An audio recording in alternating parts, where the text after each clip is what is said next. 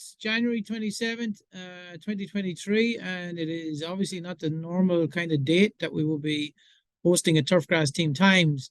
Online, you get Dr. Ed Nangle and Dr. Dominic Petrella, and we're putting this together just in response to issues that have arisen with recent weather and what we're starting to see as a result of some of those conditions, particularly in the northern part of the state. We were at a meeting yesterday in the Cleveland area, and we've been out to see some golf courses lately as well, where some damage has occurred that looks like it was tied to both temperature and wind. And so Dr. Petrella is going to talk a little bit about the potential effects of winter kill and how it might occur, and then we'll talk about some potential solutions. One thing we'd like to make clear: when we get these types of weather conditions, it's very hard to predict in September and October what people should be doing. And that does have an impact from the standpoint of budget and decision making. But some of these solutions, cost-wise, would have to be discussed on a higher level. Some of them may be some simpler type approaches, but when these events occur with a lack of frequency that we see them, so this is the second time we've seen this in 5 years, but before that, these issues hadn't been seen since the early 2000s, then a lot of golf course superintendents tend to struggle to make decisions on spending that money. Without further ado, Dr. Petrella, would you like to talk us through some of the issues that will lead to winter kill? All right, thanks, Ed.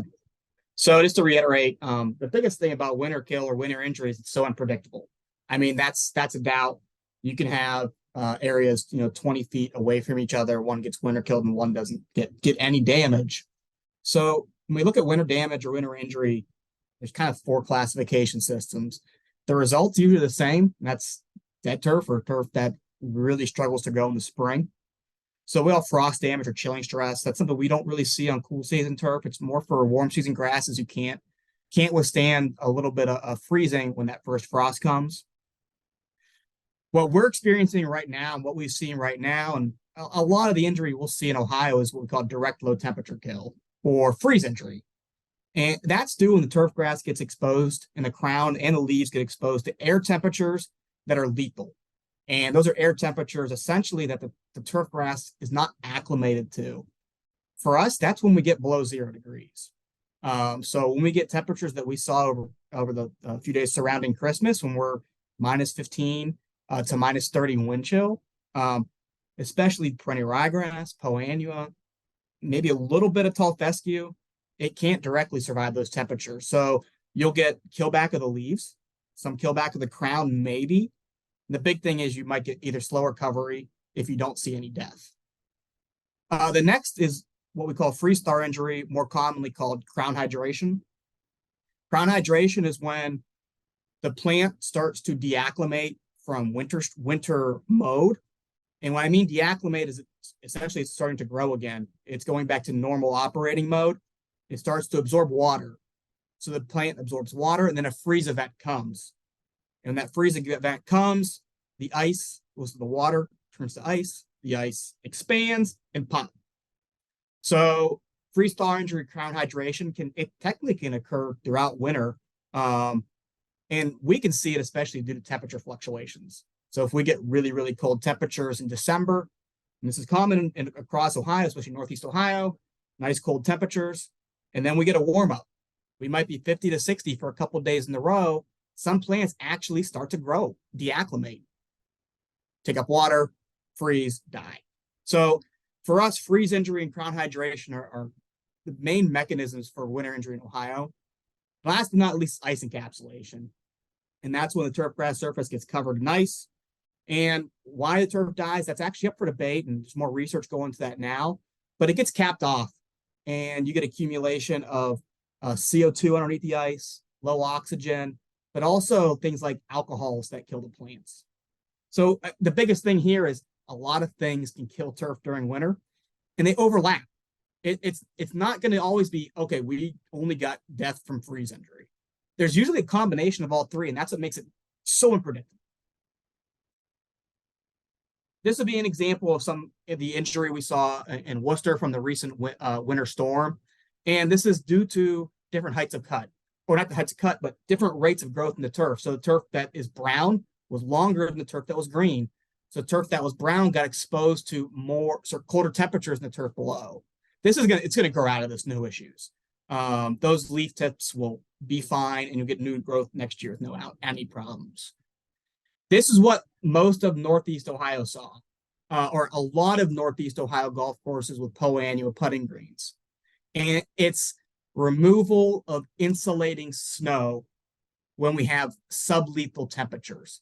So we had a layer of snow before Christmas, but for our Christmas storm, it was windy, I think 50-mile-an-hour winds.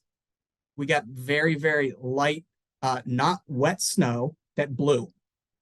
Okay. Those areas that were green, they had insulating snow cover and they weren't exposed directly to -15 air temperature. The areas that are yellow, they had no snow and the plants were exposed to those -15 air temperatures. And Poa annua especially, it can't survive those air temperatures for a couple days. And we were at -15 for a good 2-3 days. So snow is an insulator. It is necessary, especially for Poa annua and ryegrass. Some of you might have saw some really weird patterns. Wind does funny things. It never blows in straight lines. And as soon as it starts blowing snows and starts making little caverns, it's just going to keep doing it. You're going to see plots or splotches of stuff that's surviving. And that's on a putting green, that's usually be bent grass. Bent grass has no problem surviving the weather we went through. So you're going to see bent grass that's going to survive with Poa annua surrounding it that's either dead or struggling to come back. And the last thing to show is what ice damage. Ice damage is pretty lethal for most of our grasses, except for Kentucky bluegrass, creeping bent grass. Tall fescue is susceptible to ice damage. Perennial ryegrass is for sure, and Poa annua for sure is. So this would be an example. This was at Minnesota, where we had this area that had a bunch of bird baths. So a bird bath being a sunken area where water tends to gather. So we have these areas that have ice, it melts. More ice, that melts. More and more ice. And what you get in the spring is dead turf. This was all tall fescue. And before I left Minnesota, this was almost 100% Poa annua. So when you get dead turf, what comes back generally is Poa annua. So the biggest thing that's affecting what we're seeing, it is climate change. And it's due to abnormally warm periods in late fall, early winter, and abnormally warm periods in the spring. And those abnormal periods either prevent the plant from adapting to winter, or for us, if we can get what's called false spring, and that's when we're January and February, and you might get a couple days in the 60s, and the plant starts saying, hey, let's grow. But in Northeast Ohio, we know that we're going to get snow until May, and those plants will be exposed to temperatures that kill them. So research at the University of Minnesota, this is being led by Dr. Florence Sessoms, has been looking at how deacclimation in the spring, or this potential freeze-thaw injury and crown hydration, affects tall fescue.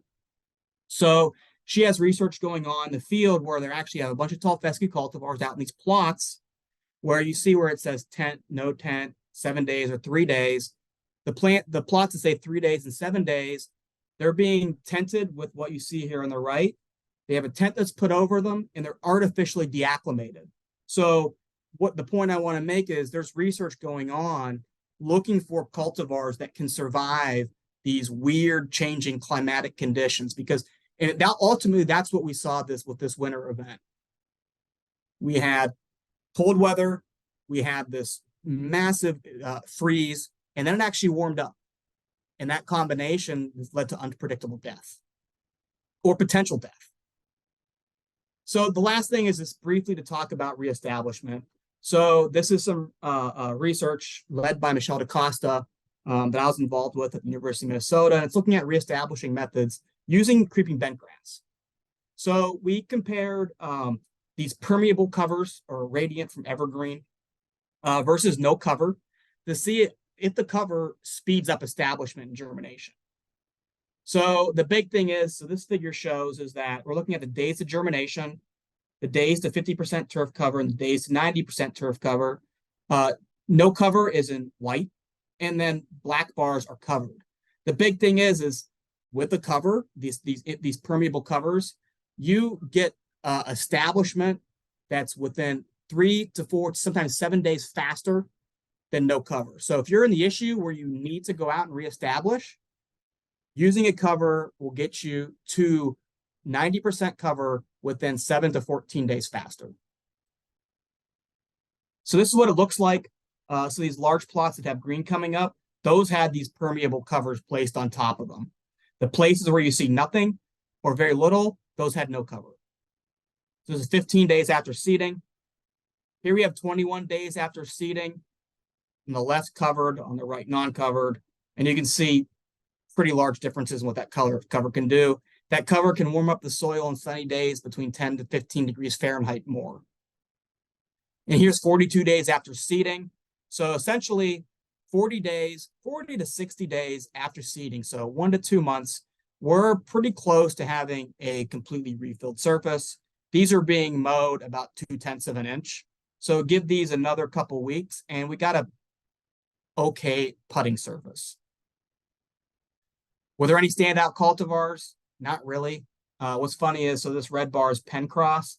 So Pencross, creeping bentgrass, is probably one of the fastest to germinate. We don't like to say that because we want to use newer cultivars. But things like Barracuda, Luminary, they're similar to Pencross. And that we're looking at, were there any cultivars that were best for establishment? Pencross was really good. Memorial, Barracuda, and Declaration were also very good. Most of them were similar. The only one that would perform poorly was Independence creeping bentgrass. Other than that, they're all pretty good.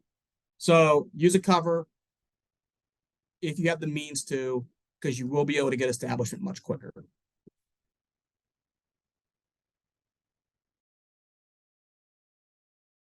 Thank you, Dr. Petrella.